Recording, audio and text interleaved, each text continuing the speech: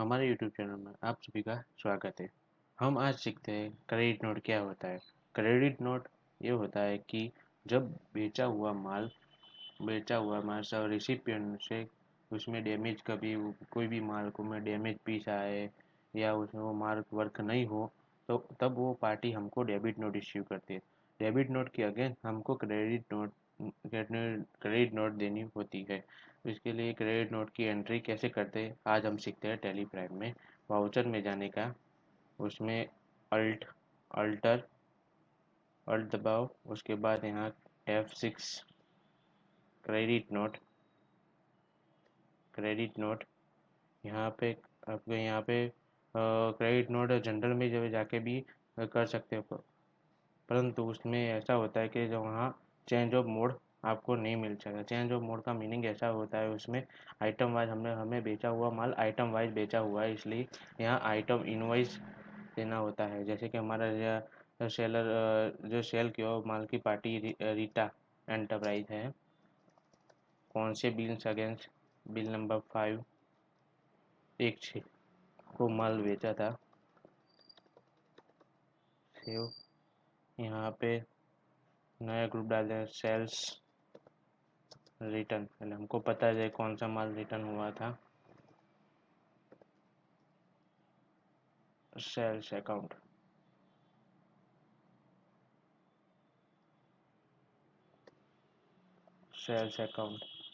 GST applicable, yes.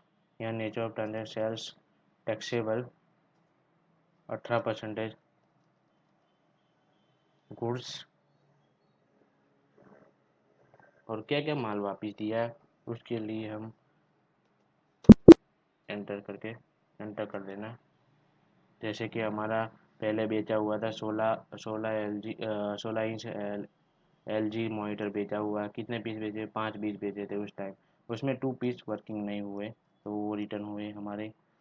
बस 19 Samsung monitor बेचा था, उसमें 6 पीस बेचे थे। 6 पीस में से 1 पीस वर्क नहीं हुआ। और एक TV S M P S बेचा था, ऐसा में बेचा हुआ है 1 पीस, वो पूरे वर्क नहीं हुआ। और एक पेन ड्राइव भेजी थी, पेन ड्राइव भेजा था, पेन ड्राइव 3 भेजी थी, उसमें एक पेन ड्राइव नहीं वर्किंग हुआ। इसके अगेंस्ट GST रिटर्न मिल जाएगा।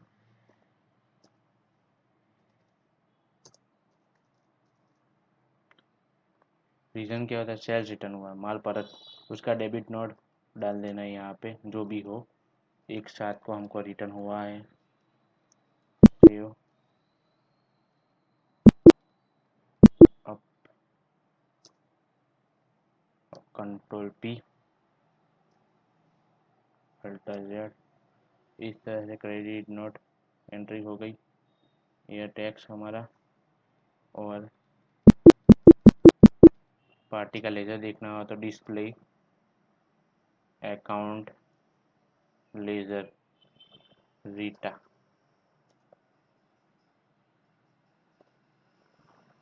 एक 4 से अभी तक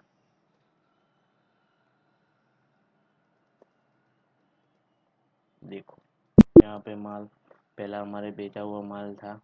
बेचा हुआ माल का अमाउंट था 89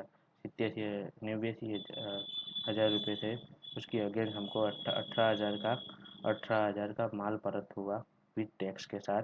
तो हम उससे अब 71,000 ही ले सकते हैं। इस चैनल पे नए हो तो प्लीज़ लाइक शेयर और सब्सक्राइब। धन्यवाद।